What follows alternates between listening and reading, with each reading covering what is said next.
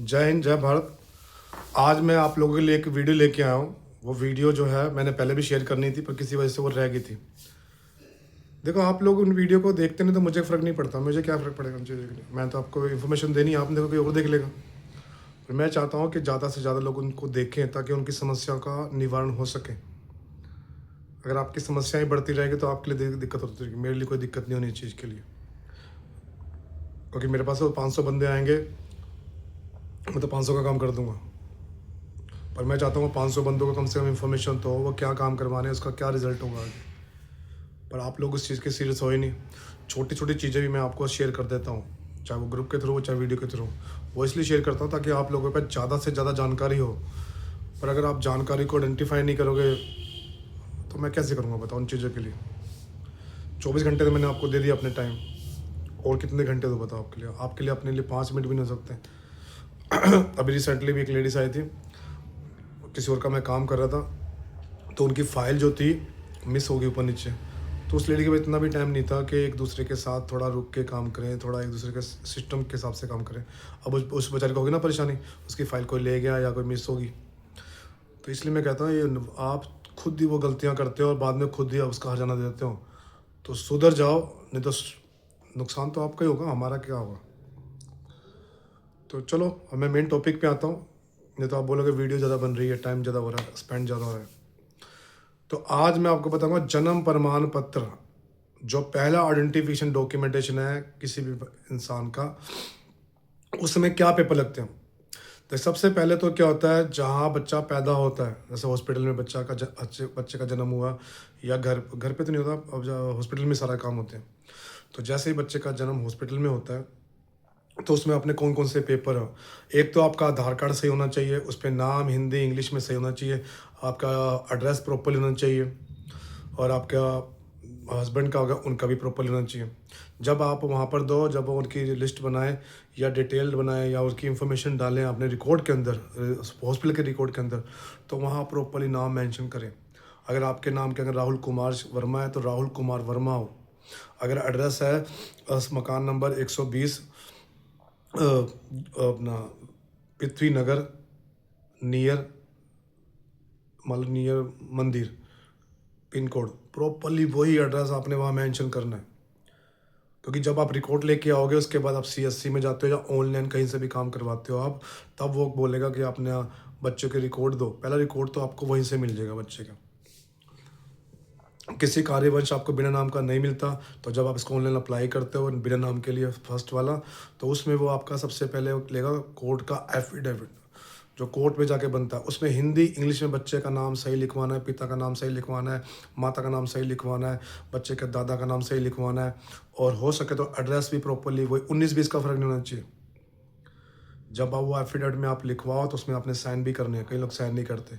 उसके बाद जो अपना कोर्ट से करवा लिया, जो आपको डिस्चार्ज पर्ची मिली है हॉस्पिटल से, वो भी अपने साथ लेके आनी है।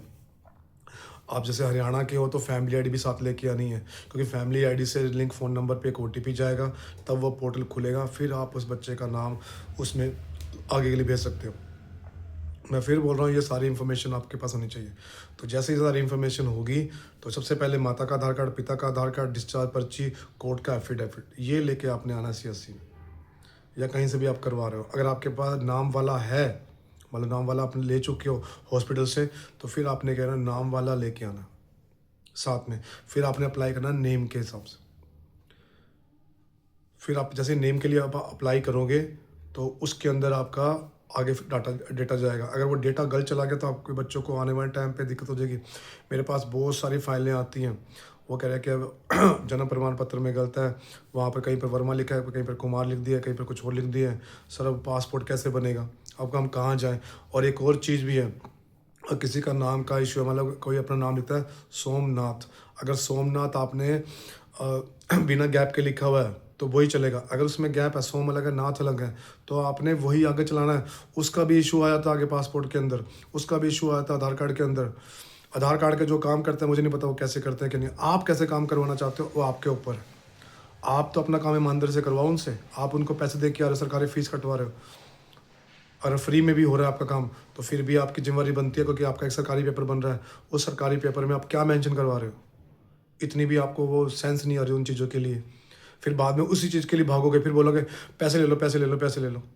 कई लोग मेरे पास आते हैं कि कमल जी आप करवा दो, पैसे ले लो इसके। जब वो काम मेरा है ही नहीं है, उसको मैंने आइडेंटिफाई नहीं करना, तो कैसे उसको करूँगा?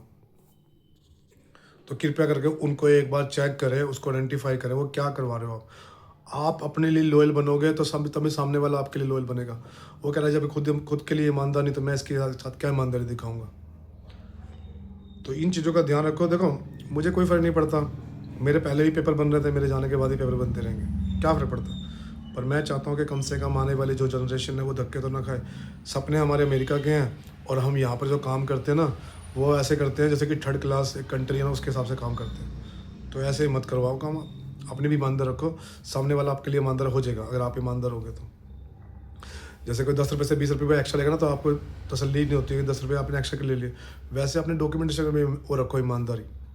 तो कहीं पर भी आपने जाना है, सबसे पहले आपने ये ध्यान रखना है, बच्चे का जन्म प्रमाण पत्र के लिए सही पेपर लेके जाना है और एग्जैक्ट आपने वहाँ मेंशन करवाना, ताकि आपके बच्चों को दिक्कत ना है। कुछ गलत है तो दूसरी तरह मेंशन कर दो। क्योंकि कुछ सॉफ्टवेयर में कर्नल कर्नल की स्पेलिंग को कर्नल उठाता है, हरियाणा के साथ को हल हल हल उठाता है, तो कुछ स्पेलिंग मिस्टेक हो सकती है। तो हम पढ़े लिखे लोग हैं, गूगल पे जाके या टैप करके भी उसकी स्पेलिंग को प्रॉपर्ली सही कर सकते हैं, ताकि आने वाले टाइम पे वो उसके डाटा खराब ना हो। तो आगे से जिसने जन्म प्रमाण पत्र बनवाना है, उसका सबसे पहले अगर नाम का बना हुआ है, बिना नाम का बना हुआ सर्टिफिकेट है बच्चे का, तो वो कोर्ट का एफिडेविट जो हिंदी इंग्लिश में लिखा होगा, बच्चे का नाम डिटेल सारी लिखी होगी उसमें, एक माता पिता का Aadhaar card, family ID, link phone number और एक डिस्चार्ज पर्ची, ये लेके जानी है। अगर आपके पास कोई भी सर्टिफिकेट नहीं है, बच्चे का फर्स्ट टाइम है, तो आपने डिस्चार्ज पर्ची लेके जानी है, फैमिली आईडी लेके जानी है, कोर्ट का एफिडेविट लेके जाना है, माता पिता दोनों का आधार कार्ड लेके जाना। अप्लाई करो, ढंग से करो, काम करो ढंग से करो, ताकि दूसरे के ऊपर नेगेटिव इफेक्ट ना पड़े। और कई लोग पूछ रहे हैं आप इतना ज्ञान क्यों पेल रहे हो? ज्ञान पेलने के लिए मैंने ऐसे कुछ काम कर दिए जो ज्ञान, एक तो मैं थोड़ा पढ़ा लिखा हूँ पहला, दूसरा क्या है, इस क्षेत्र के अंदर मैंने 2 बार चुनाव के लिए अपना फार्म भरा है। एक मैंने अपने खुद का, एक अपनी वाइफ का। अपना खुद का मैंने एमएलए के लिए फार्म भरा, 2024 में कैंडिडेट के रूप में मैंने भरा था। 243 लोगों का मेरा सहयोग है उसके अंदर। उसके बाद मैंने अपनी वाइफ का भरवाया था, उसमें मेरे को 366 लोगों का सहयोग है। तो उस हक से मेरा हक बनता है कि 366 लोग जो है उनका काम भी ढंग से हो, और जिन्होंने वोट नहीं दे रखा, सरकार के ऊपर एक जिम्मेवारी पे, ट्रस्ट पे काम कर रखा है, और सरकार भी एक जिम्मेवारी से काम कर रही है उनका, तो उन दोनों के बीच में तालमेल में बिठा के एक प्रॉपरली काम करूँ, क्योंकि सरकार के खिलाफ कोई गलत ना बोल सके और जो लोग हैं उनके काम कोई गलत ना कर सके। तो मेरा उनके बीच में तालमेल का काम है कि काम एक परफेक्ट हो और सही ढंग से हो, ताकि किसी को नुकसान ना हो। जय हिंद, जय भारत।